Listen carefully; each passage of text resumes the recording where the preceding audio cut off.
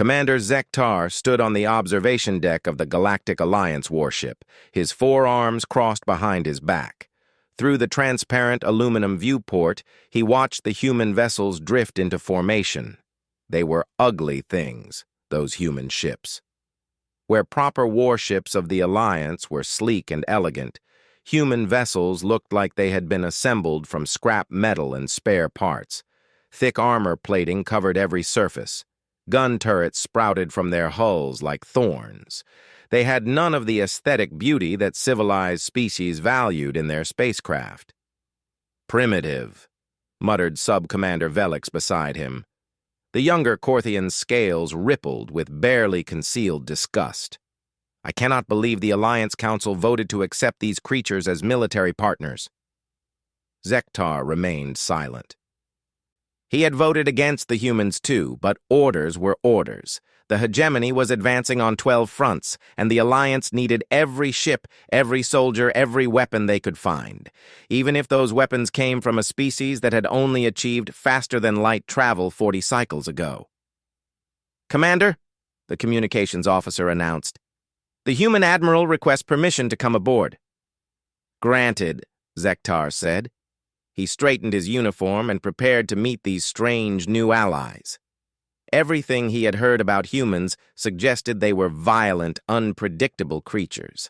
Their home planet's history was nothing but war after war. They had nearly destroyed themselves with nuclear weapons before achieving spaceflight. Such a species could hardly be trusted in civilized warfare. The human delegation that entered his bridge 15 minutes later did nothing to change his opinion. Admiral Sarah Chen was small by galactic standards, standing barely to Zektar's lower shoulder. Her skin was a soft brown color, lacking any proper scales or carapace. She moved with an odd bouncing gait that seemed inefficient. Behind her came 4 more humans, all wearing the same drab gray uniforms, marked with various insignia. "Commander Zektar," Admiral Chen said, extending one of her small hands. Zektar had been briefed on this odd human greeting ritual. He gingerly grasped her hand with one of his own, careful not to crush the delicate appendage. "Admiral Chen," he acknowledged, "welcome aboard the Stellar Flame." "Thank you for having us," she replied. Her mouth curved upward in what Zektar recognized as a human smile. "I know our species haven't always seen eye to eye, but I believe we can work together effectively against the hegemony." Zektar's scales flickered with skepticism. "The Alliance appreciates your enthusiasm. However, you must understand that warfare in the galaxy follows certain established protocols. The hegemony may be our enemy, but we are all civilized beings. There are rules." "Of course," Admiral Chen said. That smile never left her face. "We've studied your combat doctrines extensively, very structured." Something in her tone made Zektar's secondary hearts beat faster. "Structured warfare has prevented the complete annihilation of species for 10,000 cycles, Admiral. When the Korthians fight the hegemony, we meet in designated battle zones. We exchange fire according to acceptable parameters. Victory is achieved when one side's losses exceed 30%, at which point they withdraw. This is how civilized species wage war." "30% losses and you stop fighting?" one of the other humans asked. He was a large male with pale skin and scars across his face. His uniform bore the markings of a ground forces commander. "That is correct, Colonel Morrison," Zektar confirmed. "To continue beyond that point would be wasteful, barbaric even." The humans exchanged glances. Admiral Chen's smile grew wider. "We'll try to adapt to your methods, Commander. When do we expect to engage the hegemony?" "Our scouts report a hegemony battle group approaching the Kepler 442 system. We will meet them at the designated combat coordinates in 6 cycles." Zektar pulled up a holographic display showing the system. "Standard deployment pattern. Our forces will form line of battle here, while the hegemony does the same here.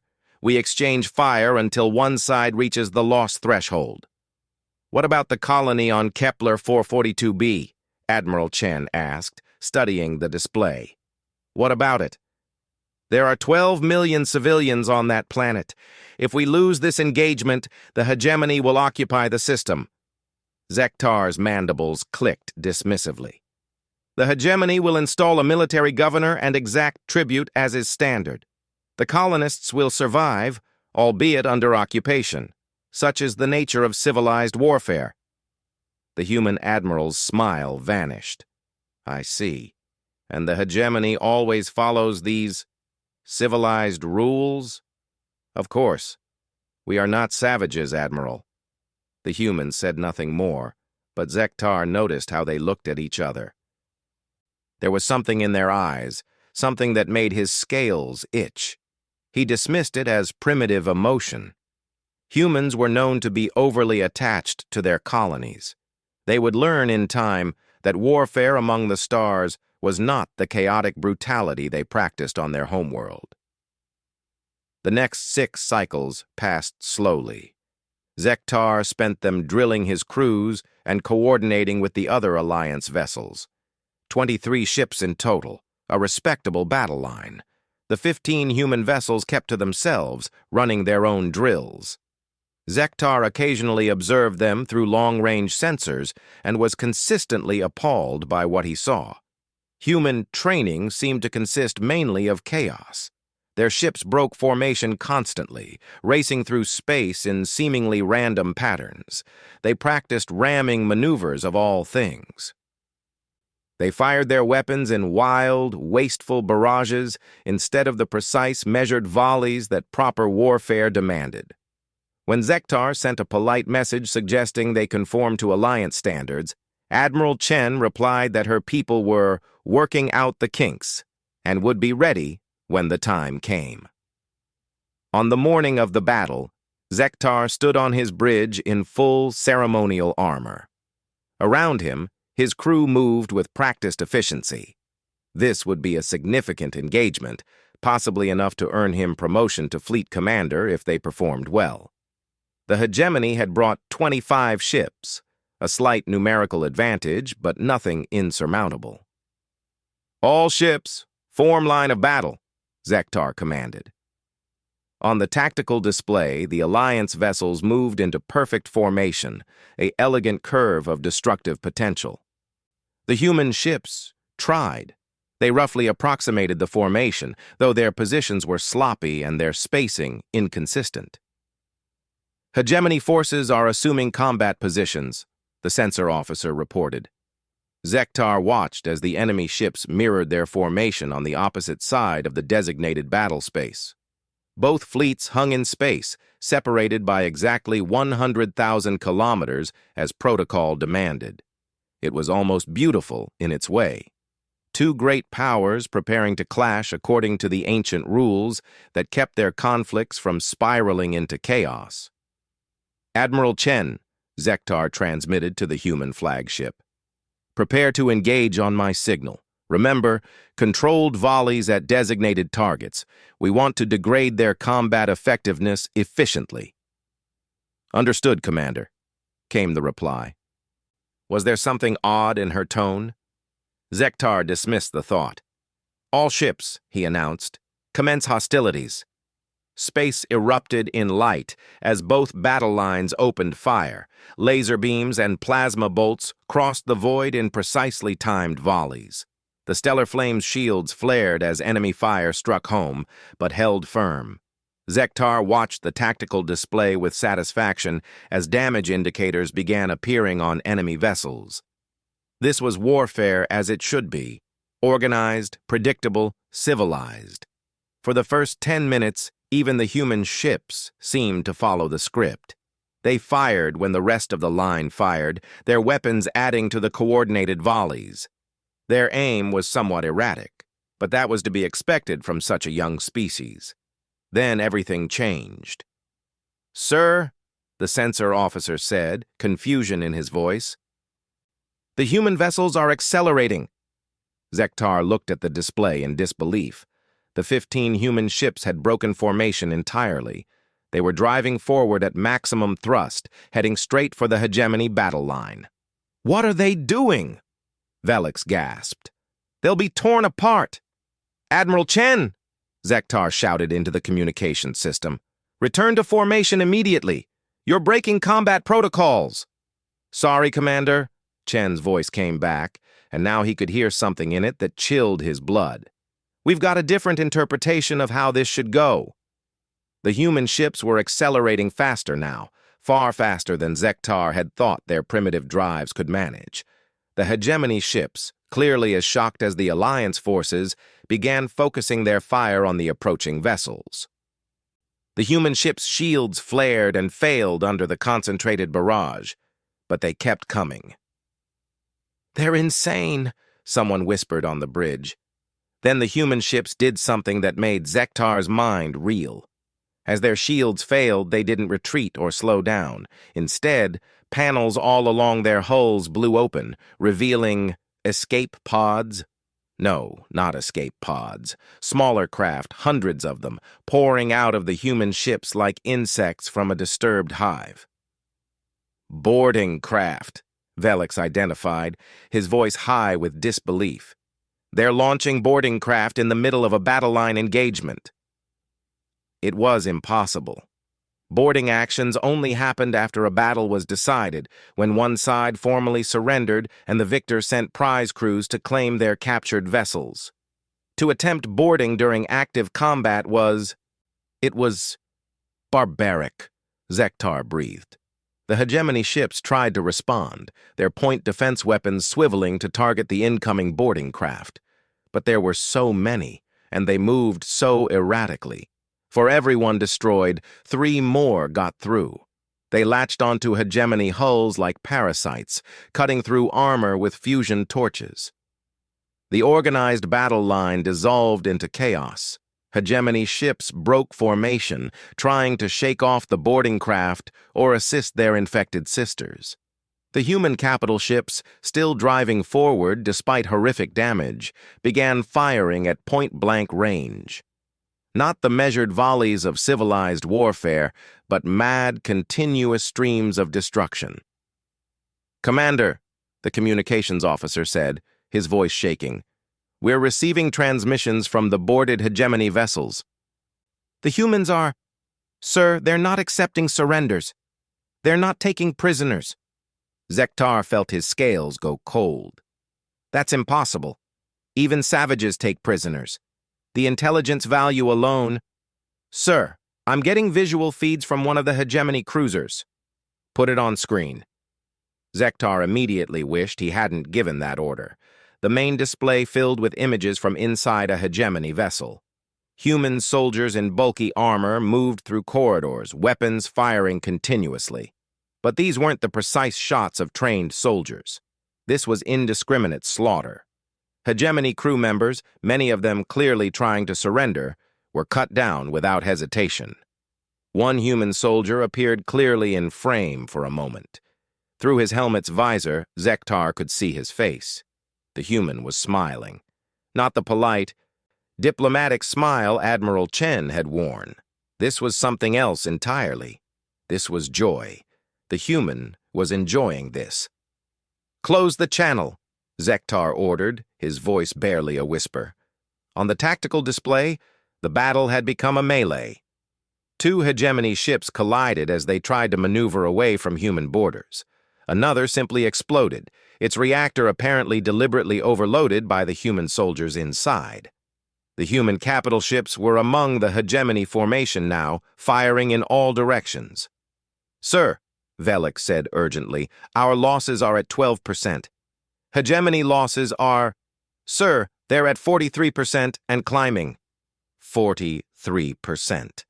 Past the threshold where any civilized force would withdraw, but the hegemony ships couldn't withdraw.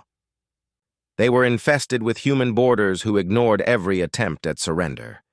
It was slaughter. "Should we assist?" someone asked. Zektar couldn't answer. He could only watch as humanity showed the galaxy what they considered warfare. There were no rules in this, no structure, no civilization, just violence, pure and purposeful. One hegemony battleship, the Pride of Conqueror, tried to jump to faster than light. The human cruiser nearest to it didn't try to disable its engines with precise shots. Instead, it rammed the larger vessel amidships. Both ships vanished in a ball of nuclear fire. "They rammed them," Velik said unnecessarily. "They deliberately rammed them." The battle, if it could still be called that, lasted another 20 minutes. By the end, only 3 hegemony vessels escaped, fleeing in different directions with human attack craft in pursuit. The rest were either destroyed or taken, their crews dead or dying. The humans had lost 6 of their 15 ships, casualties that would be considered catastrophic by Alliance standards. But the human communications channels, which Zektar was monitoring with horrified fascination, were full of celebration. "Commander Zektar," Admiral Chen's voice came through the speakers.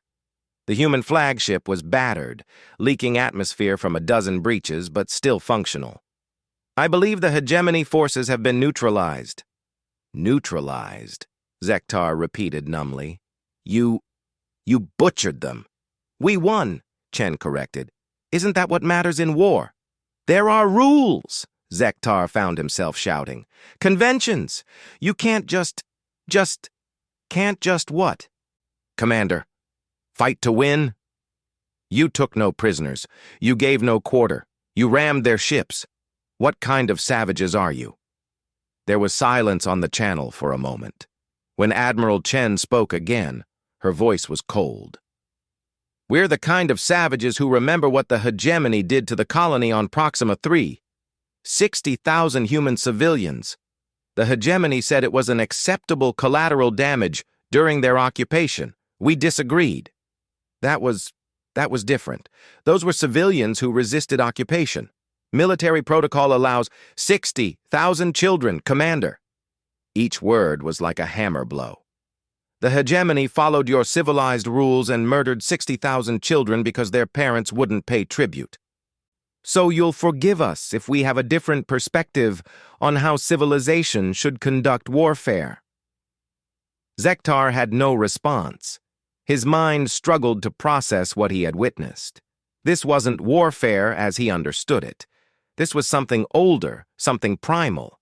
This was the kind of conflict that had nearly destroyed humanity's homeworld, brought to the stars. "The colony on Kepler 442b is safe," Admiral Chen continued. "That's what matters. And, Commander, the next hegemony fleet that enters this sector will know what happened here. They'll know that humans don't play by civilized rules. How many colonies do you think that knowledge will save?"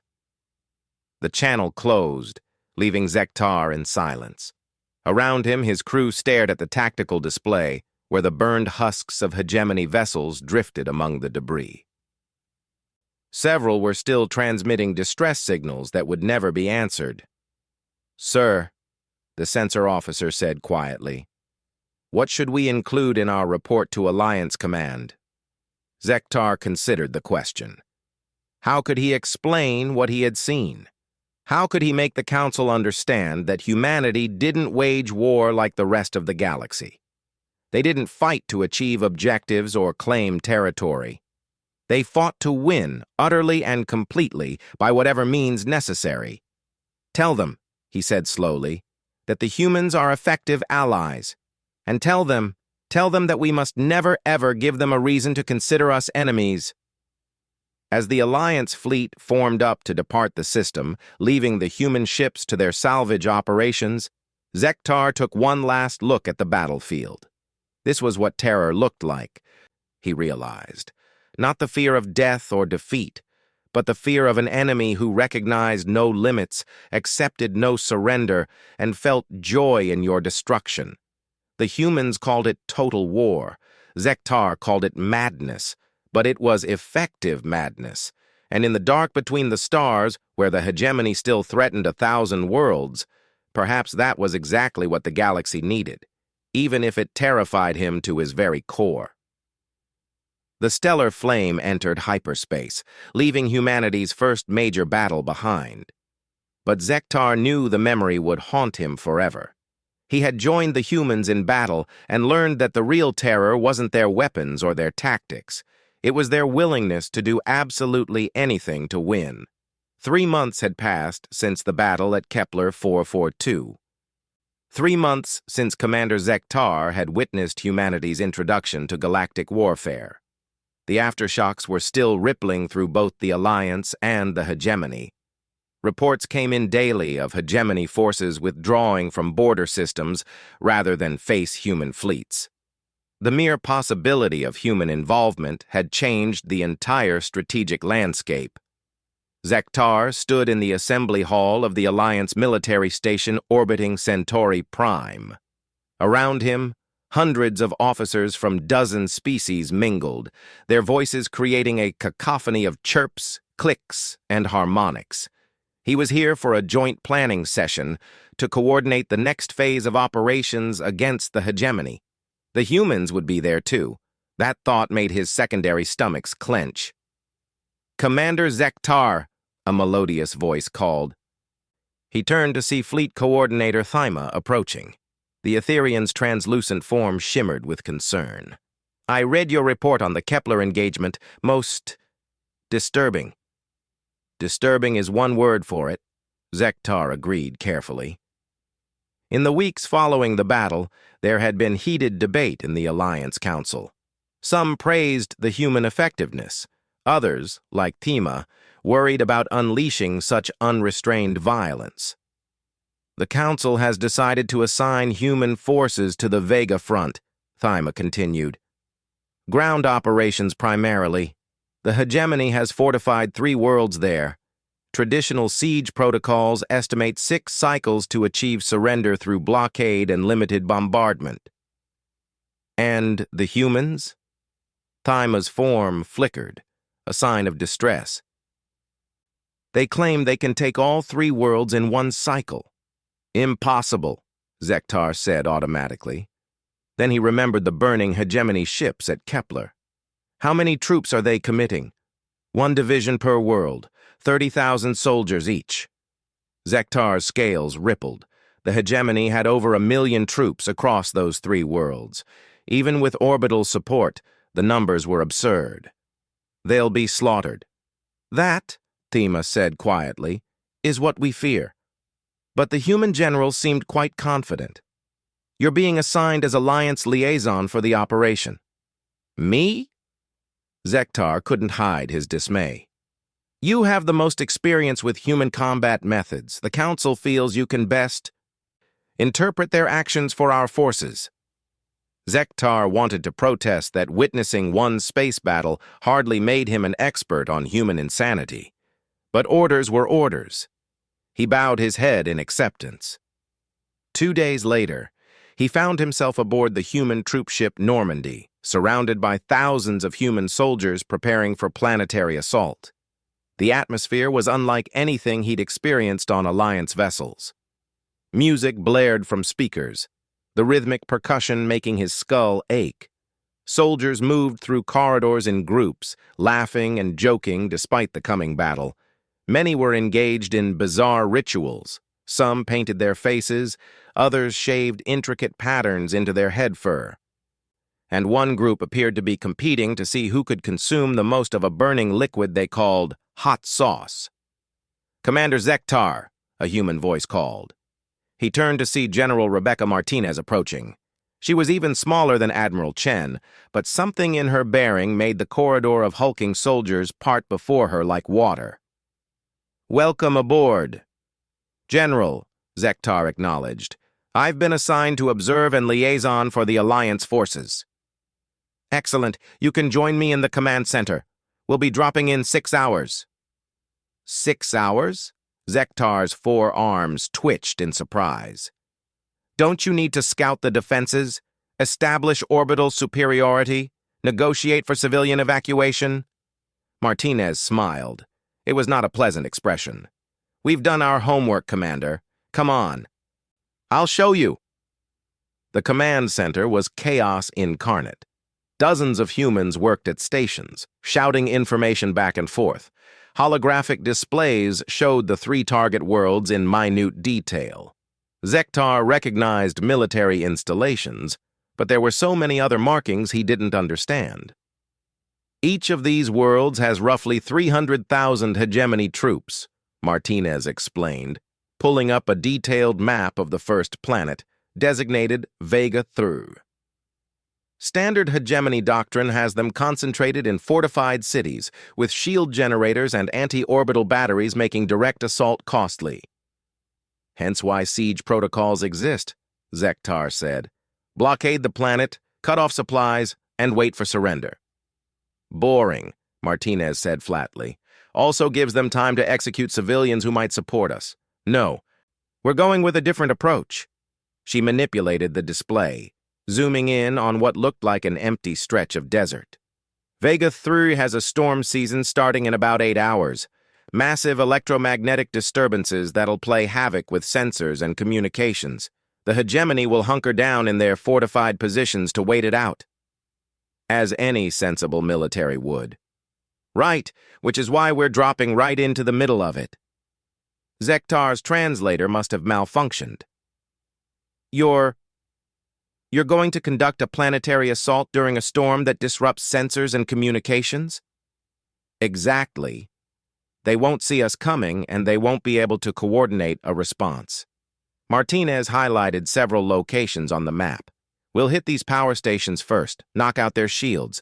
Then we move fast. Break their formations before they know what's happening.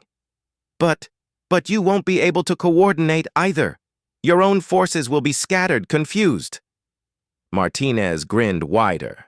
Commander, human soldiers have been fighting in chaos since we figured out how to sharpen sticks. We don't need perfect coordination. We just need aggression and initiative. She moved to another console, pulling up equipment manifests. Zektar saw standard armor and weapons, but also things that made no sense. Cans of spray paint, loudspeakers, what looked like primitive chemical explosives. "What is all this?" he asked. "Psychological warfare equipment," Martinez explained.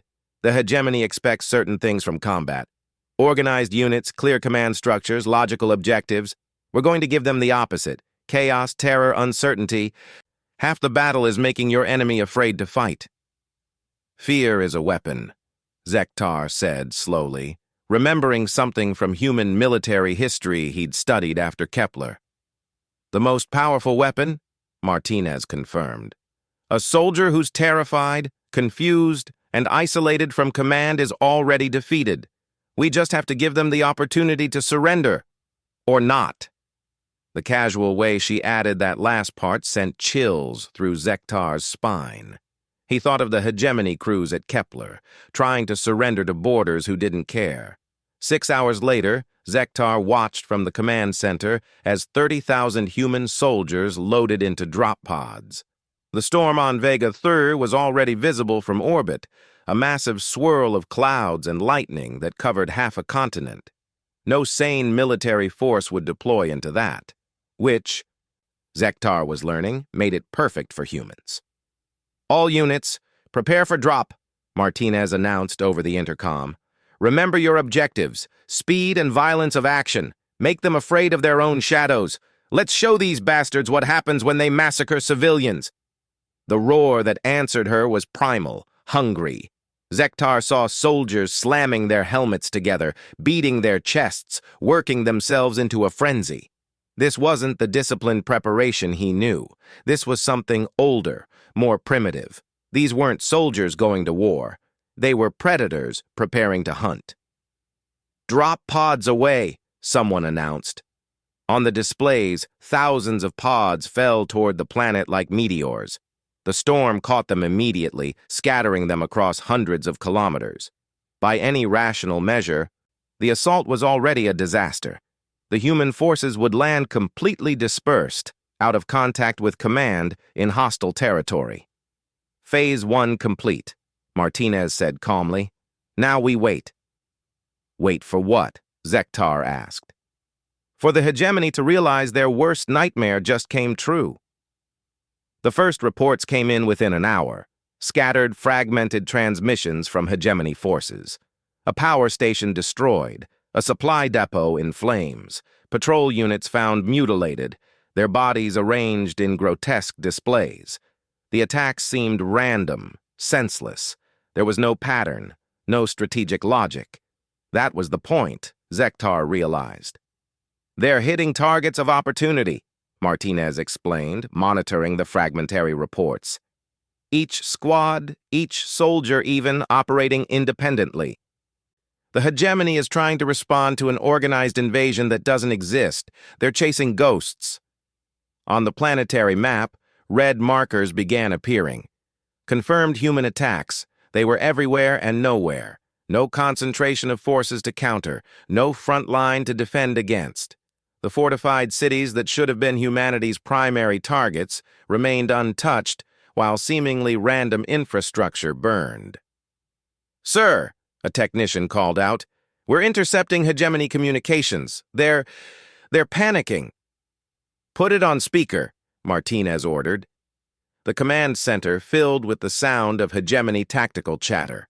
But instead of the calm, professional exchanges Zektar expected, he heard chaos, screaming, contradictory orders, reports of human forces that couldn't possibly be accurate.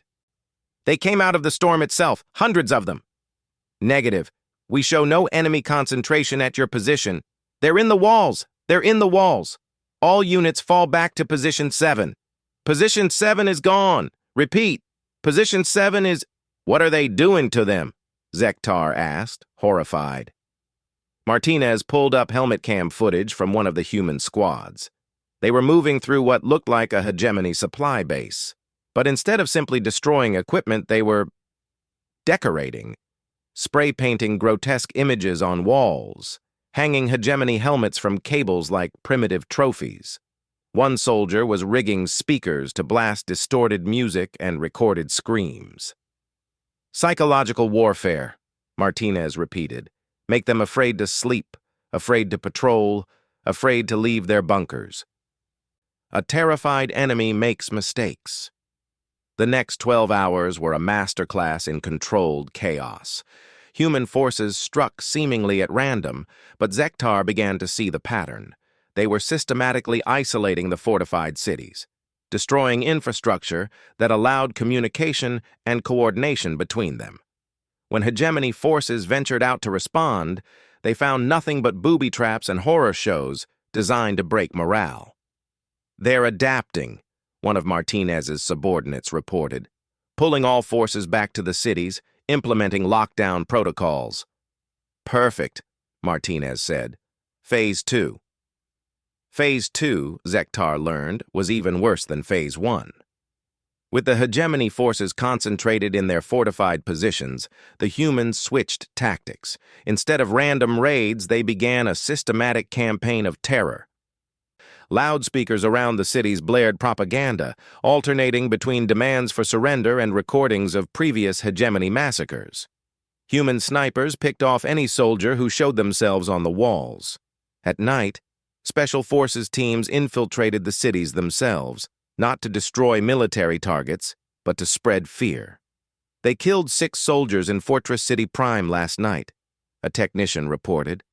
"Left the bodies in the main square with a message. We can reach you anywhere." "Barbaric," Zektar muttered. "Effective," Martinez countered. "Check the desertion rates." The numbers were staggering. Hegemony soldiers were abandoning their posts in droves, fleeing into the wasteland rather than face an enemy that seemed more like demons than soldiers. Entire units were refusing orders, barricading themselves in bunkers and refusing to come out. On the 4th day, the first city surrendered. Not through negotiation or formal protocol, but simply by opening its gates and begging for mercy. The human forces that entered weren't the savage killers the hegemony expected. They were disciplined, efficient, separating military prisoners from civilians with practiced ease. "You planned this," Zektar said, understanding dawning. "The terror, the chaos. It was all to make them surrender without a siege." "A 6-cycle siege means 6 cycles of civilians starving," Martinez said. 6 cycles of the hegemony getting desperate enough to use them as shields or worse. This way, the only people who suffer are the ones who chose to fight." By the seventh day, all three worlds had capitulated. The human division had taken 90,000 prisoners and suffered fewer than 1,000 casualties. It was impossible. It was insane. It was human. But it was the aftermath that truly showed Zektar the difference between human warfare and what the galaxy considered civilized. The humans didn't just accept surrender and leave. They stayed. They hunted down hegemony officers who had ordered civilian massacres and put them on trial. They brought in supplies for the populations that the hegemony had been starving into submission. They rebuilt the infrastructure they had destroyed, but better, more resilient. "You're not just defeating them," Zektar observed, watching human engineers work alongside civilian volunteers. "You're converting them." "Hearts and minds," Martinez said. "Terror breaks their will to fight. But kindness afterward breaks their will to resist. In 6 months, these worlds will be begging to join the Alliance, and their soldiers will be volunteering to fight against their former masters." "And if they resist?" Martinez's expression hardened. "Then we remind them why surrendering was the merciful option." As Zektar prepared to leave the Normandy and return to Alliance space, he found himself in the observation lounge, watching Vega 3 turn below. The planet looked peaceful now, but he knew the scars of what had happened would last generations. Not physical scars, those the humans were already healing, but the psychological impact, the knowledge that there were beings in the universe who could turn warfare itself into a weapon of terror. "Having second thoughts?" Martinez asked, joining him. "Many thoughts," Zektar admitted. "Your kind of warfare, it's nothing like what we practice." "No," Martinez agreed. "But it ends wars instead of prolonging them. Your civilized battles, with their rules and limitations, how many have you fought against the hegemony? Hundreds? And still the war continues. We've been in this conflict for less than a year, and already they're retreating on every front. Because they're terrified of you." "Good. Maybe if they're terrified enough, they'll think twice before massacring civilians again." Martinez paused. "Commander, I know our methods horrify you, but let me ask you something. If your family was threatened, if your children were in danger, would you fight with rules and limitations, or would you do whatever it took to protect them?" Zektar thought of his own offspring. Safe on the Korthian homeworld. What would he do if the hegemony threatened them? How civilized would he remain? "I don't know," he admitted. "We do," Martinez said simply. "Every human soldier knows exactly how far they'll go to protect what they love, and that's what makes us terrifying. Not our weapons or our tactics, but the fact that we've already decided there are no limits to what we'll do for those we care about." She left him alone with his thoughts. Zektar remained at the viewport for a long time, watching human shuttles ferry supplies to the planet below. He had joined the humans in battle twice now, and each time had learned something new about the nature of terror. Space combat had taught him that humans would sacrifice themselves without hesitation, ramming their ships into enemies rather than accept defeat. Ground combat had taught him that they could turn fear itself into a weapon, breaking their enemy's will before the real fighting even began. But perhaps the most terrifying lesson was this. After all the horror, all the brutality, the humans could turn around and show mercy. They could rebuild what they destroyed, heal what they broke. They could make their defeated enemies into willing allies. Because that meant the terror wasn't mindless, it wasn't savage, it was calculated, purposeful, directed. The humans knew exactly how much fear to inflict to achieve their goals, and they could turn it on and off like a switch. Zektar shuddered. The galaxy had invited wolves to guard against predators, not realizing that wolves were predators themselves, just ones that could choose to be shepherds when it suited them. As his shuttle departed for the Alliance station, Zektar made a decision. He would recommend that the Alliance continue working with the humans. Their methods were horrifying, their warfare an affront to civilized sensibilities. But they won. And in a universe where defeat meant the enslavement or death of billions, perhaps winning was all that mattered. He just prayed the galaxy never gave humanity a reason to bare its fangs against the Alliance itself, because now he knew what terror really looked like. It looked like mercy from an enemy who had already proven they didn't need to show any. Commander Zektar stood before the emergency session of the Alliance High Council, his scales pale with exhaustion. He had been traveling for 3 days straight, burning through jump points at emergency speed to bring his report in person. What he had witnessed demanded nothing less.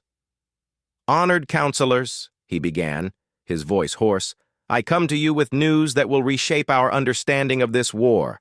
The hegemony is mobilizing their final fleet." Gasps and harmonics of distress filled the chamber. The final fleet was a legend, a threat the hegemony had held in reserve for 300 cycles, 5,000 ships, their best technology, their most fanatical warriors. It was meant to be their ultimate response to existential threat. "How many vectors of attack?" Council Prime Zareth asked, her crystalline form pulsing with anxiety. "One," Zektar replied. "They're concentrating everything on a single target, Earth." Silence fell over the chamber. Earth, the human homeworld, a planet of only 12 billion souls, barely industrialized by galactic standards. It made no strategic sense. "Why?" someone asked. "The human military forces are scattered across 50 systems. Earth has minimal defenses. It would be a symbolic victory at best." "That's exactly why," Zektar said grimly. "The hegemony has realized they cannot defeat humanity through conventional warfare.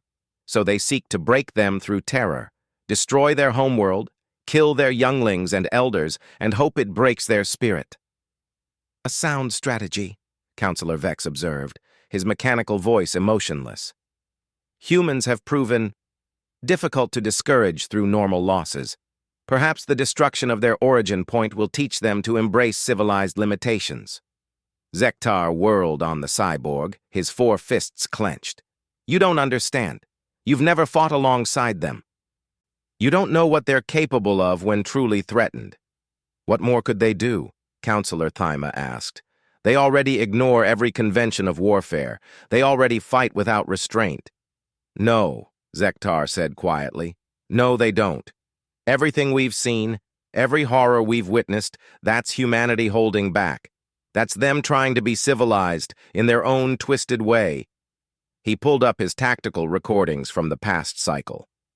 "I've been with the human fleets as they received news of the final fleet's target. I've watched their transformation, and I tell you now, if we don't act, if we let the hegemony do this, we will unleash something that will make their previous actions look like mercy itself." "Surely you exaggerate," Council Prime Zareth said. "Do I?"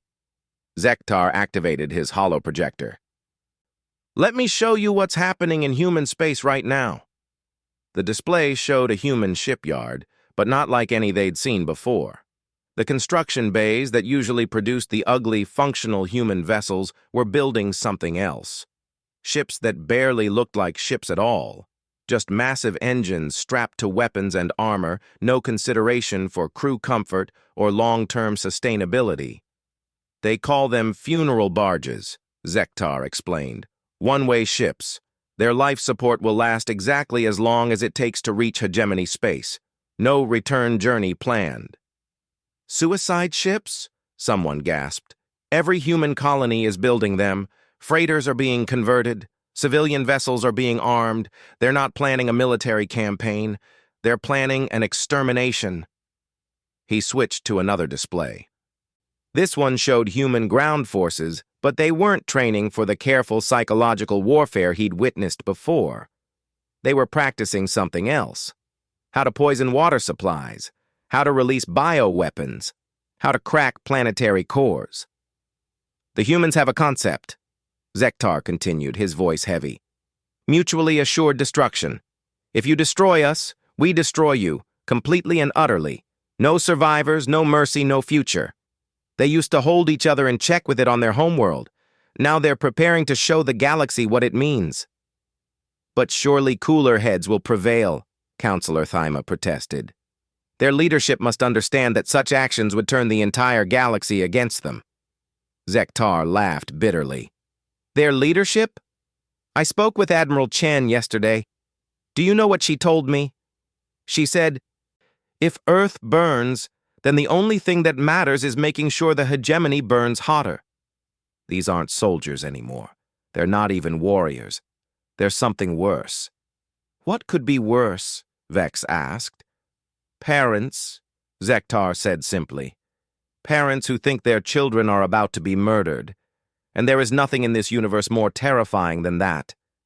He showed them more recordings. Human colonies where civilians were volunteering by the millions for suicide missions.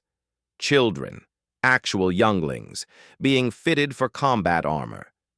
Scientists who had spent decades creating life-saving technologies now working frantically on weapons that violated every treaty the galaxy had ever signed.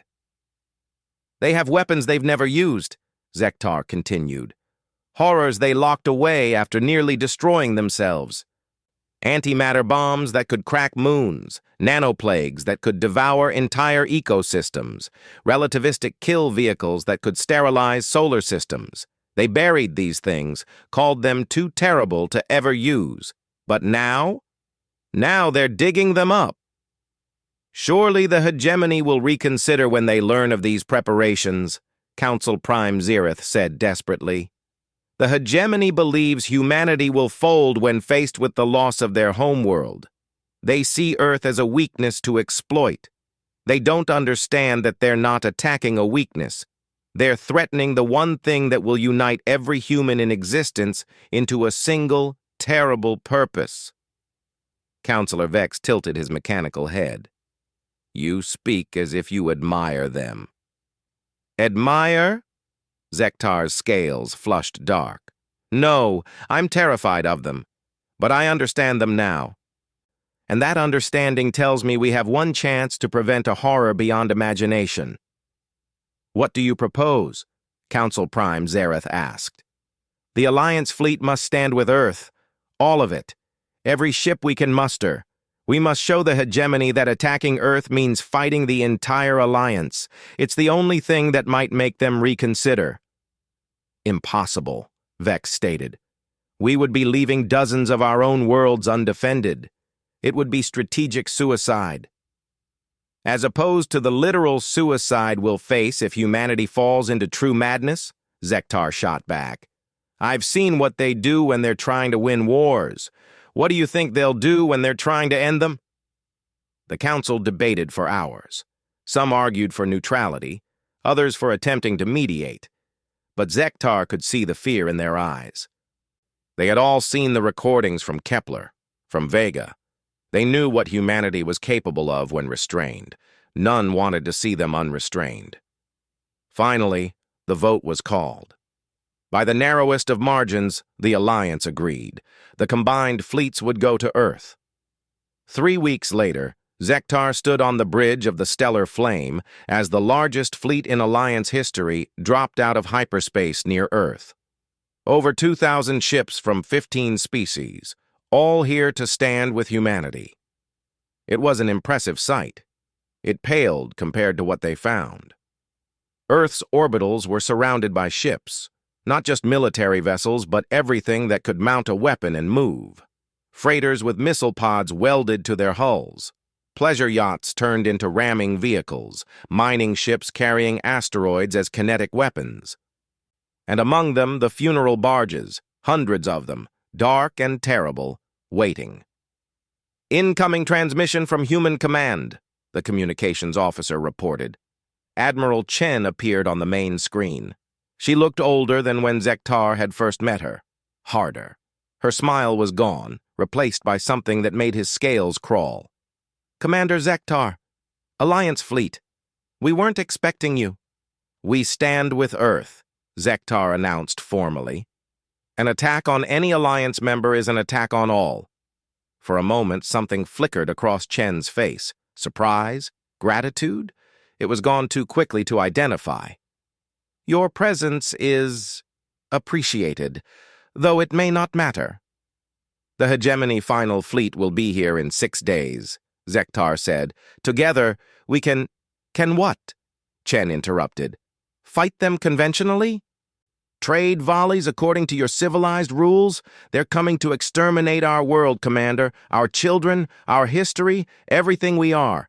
Do you really think we're going to line up and exchange fire like this is some kind of formal duel?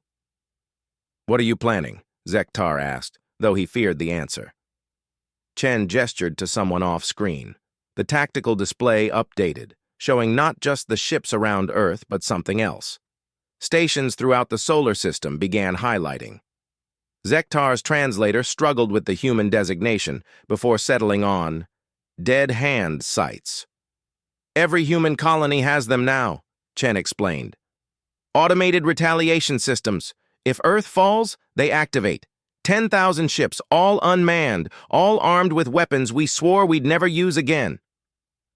They'll jump to hegemony space and begin systematic extermination. Not military targets, everything. Every world, every station, every ship, down to the last escape pod.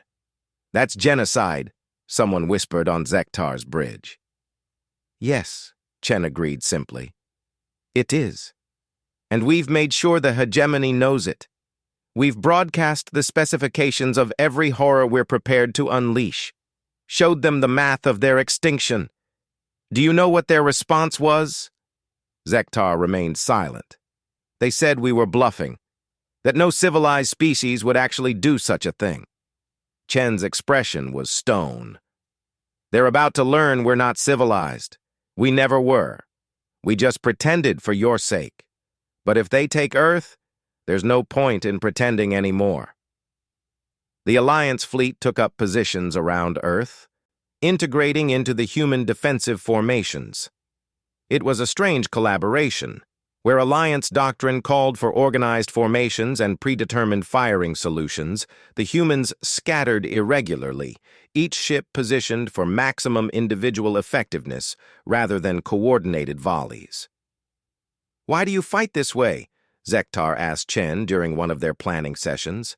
Your chaotic methods? Your disregard for formation and protocol? Chen pulled up a historical file. It showed images from Earth's past, warriors from various eras and cultures. Every human culture that survived did so by being more frightening than their enemies. Vikings, Mongols, Apache, all of them understood that victory came not from being civilized, but from making civilization afraid of you. We learned early that the most powerful weapon isn't the one that kills your enemy. It's the one that makes them afraid to become your enemy in the first place. But you could have evolved past that. Embrace true civilization when you reach the stars. Could we? Chen asked. When the first alien species we encountered tried to enslave us? When we learned the galaxy's civilized warfare still meant billions dead, just spread over centuries instead of years? No, Commander. We kept our old ways because we knew eventually we'd need them, and now we do. The final fleet arrived exactly on schedule. 5,000 ships dropping out of hyperspace in perfect formation. It was the largest single military force the galaxy had ever seen. Against it stood the combined Alliance fleet and the chaotic swarm of human vessels. By any rational calculation, the defenders were doomed. But rationality had left the equation the moment the hegemony targeted Earth. Hegemony fleet, Admiral Chen broadcast on all frequencies. You have one chance. Turn around. Leave. Never threaten human space again. This is not a negotiation. This is a final warning. The hegemony response came from their fleet prime. The Alliance harbors a cancer. Humanity's refusal to embrace civilized warfare threatens the stability of known space. Earth will burn as an example to others who would abandon the codes that keep us from mutual annihilation. Mutual annihilation, Chen repeated and laughed. It was not a pleasant sound. You think the codes protect you from annihilation? They protect you from us. And you're about to throw that protection away. Your threats are empty. No species would condemn itself to extinction for revenge. "Want to bet?" Chen cut the transmission. Space erupted into chaos. But not the chaos of conventional battle. The human ships didn't form firing lines or execute complex maneuvers. They simply attacked, each ship choosing its own target, its own method. Freighters loaded with antimatter rammed into hegemony battleships. Funeral barges accelerated to near-light speed, becoming relativistic weapons that no shield could stop. Mining ships released their asteroid cargo in calculated trajectories that would impact enemy vessels hours later. "Madness!" Velix gasped beside Zektar. "It's pure madness!" But Zektar was beginning to see the pattern. Each human ship was operating independently, yes, but they were all working toward the same goal, not victory, but maximum damage. They weren't trying to win a battle. They were trying to inflict such horrific losses that even if the hegemony won, it would be a Pyrrhic victory. The Alliance fleet fought in their traditional manner, organized volleys and coordinated shields. But increasingly, they found themselves having to adapt to the human chaos. When a funeral barge cleared a path through enemy formations with a suicide run, Alliance ships poured through the gap. When human vessels herded hegemony ships into kill zones, Alliance guns were ready. "They're complementing us," Zektar realized. "The chaos and the order working together."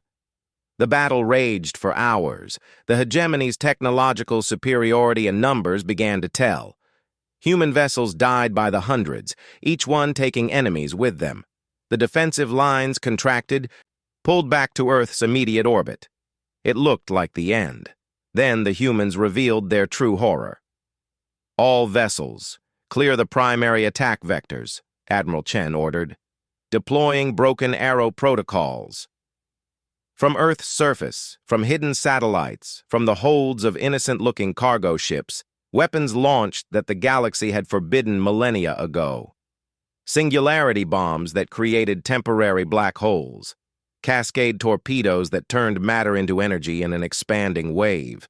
Dimensional shears that cut through space itself, ignoring shields and armor as if they didn't exist. The center of the hegemony fleet simply ceased to exist. One moment there were 1,000 ships in perfect formation. The next, there was nothing but expanding clouds of elementary particles and the screaming of twisted space-time. "By the first stars," someone whispered. "They actually did it. They actually used them." But the horror wasn't over. Because the weapons didn't stop. They kept firing, kept deploying every nightmare humanity had ever conceived. The beautiful, coordinated hegemony fleet became a slaughter ground. Ships tried to flee but found their hyperdrives disrupted by dimensional weapons. Others surrendered, broadcasting on all frequencies, but the human weapons didn't distinguish. They were doomsday devices designed for only one purpose: total annihilation. "Make them stop!" Velix screamed. "They're surrendering! The battle is won! Make them stop!" But Zektar knew it wouldn't stop. Not until the threat to Earth was gone. This wasn't warfare anymore. This was extermination, as cold and thorough as the hegemony had planned for Earth. When the weapons finally fell silent, less than 300 hegemony ships remained out of 5,000. They floated, powered down, broadcasting surrender on every frequency. Around them, the void was filled with the debris of the final fleet, the pride of the hegemony reduced to expanding gas and cooling metal. "Surviving hegemony vessels," Admiral Chen broadcast. Her voice was empty of emotion. "You will power down all systems and prepare to be boarded. Any resistance will result in the immediate deployment of dead-hand protocols. Your home worlds will burn as you sought to burn ours. This is your only warning." The surrender was absolute. Hegemony soldiers, who had never contemplated defeat, laid down their arms without protest. They had seen what humanity would do to win. The thought of what they would do in revenge was too terrible to contemplate. In the aftermath, as Alliance and human ships moved through the debris field, Zektar found himself in communication with Admiral Chen one last time. "You've won," he said. "The hegemony is broken. Their final fleet is gone." "Yes," Chen agreed. She looked exhausted, aged decades in hours. "We won. At what cost? You've shown the galaxy weapons that should never have been revealed. You've proven every fear about humanity correct. The other species will unite against you now." "Will they?" Chen asked. "Or will they remember what happens to those who threaten our children? We didn't want this, Commander. We tried to play by galactic rules. But when those rules meant watching Earth burn, we showed the galaxy what we really are." "And what are you?" "Survivors," Chen said simply. "We're the species that crawled out of the mud and conquered a death world. We're the ones who split the atom and lived to tell about it. We're the civilization that looked at the cold equations of mutual assured destruction and said, yes, that works. We're humanity. And now the galaxy knows exactly what that means." Zektar wanted to argue but couldn't, because she was right. The hegemony would never threaten another human world. No one would. The fear would keep them safe where treaties and civilized warfare had failed. "What happens now?" he asked. Now we rebuild. We help the Alliance. We share our technology, the peaceful parts. We try to be the neighbors you hoped we'd be." Chen paused. "But we keep the weapons. And everyone knows we keep them. Because the only thing that protects civilization from monsters is the bigger monster standing watch." As Zektar's fleet prepared to depart, he took one last look at Earth. Such a small world to have produced such terrible children. Blue and green and peaceful looking, with no hint of the species that had evolved in its shadows. He had joined the humans in battle 3 times now. Each time he had learned a new facet of terror.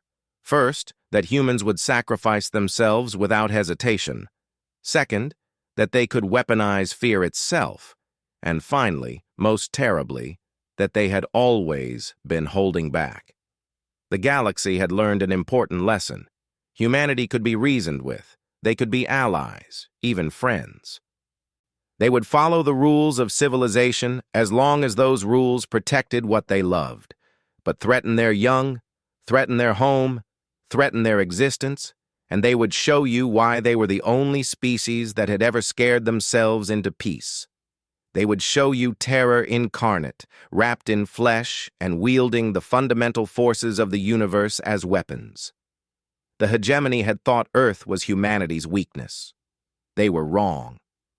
Earth was humanity's anchor. It was the thing that kept them civilized, that gave them something to protect rather than just destroy. And by threatening it, the hegemony had shown the galaxy what humanity became when that anchor was cut. They became the thing that even nightmares feared. As the stellar flame entered hyperspace, Zektar made his final log entry on the battle. He wrote about tactics and strategies, about weapons and victories, but his final words were simpler, a warning to future generations who might forget what they had witnessed. Never make humanity choose between extinction and atrocity. They will choose atrocity every time, and they will be very, very good at it. The war with the hegemony ended within a cycle, not through conquest or negotiation, but through simple, overwhelming fear. The enemy sued for peace, offering anything, everything, to prevent humanity from finishing what they had started. And humanity, proving they could be merciful as well as terrible, accepted. They helped rebuild. They shared medicine and food. They showed the galaxy that the monster could choose to be kind. But everyone remembered the burning ships over Earth. Everyone remembered the weapons that shouldn't exist. Everyone remembered that humanity had looked extinction in the eye and chosen to become extinction itself. And in that remembering, there was peace. Because no one wanted to see what humanity would become if pushed even further. No one wanted to learn what other horrors they had buried in their past, waiting for the day when civilization failed and survival was all that mattered. Zektar never fought alongside humans again. He didn't need to. That final battle had taught him and the galaxy the last most important lesson about human warfare. The only thing more terrifying than fighting humans was giving them a reason to stop pretending to be civilized, and so the galaxy was careful, very careful, to never give them that reason again.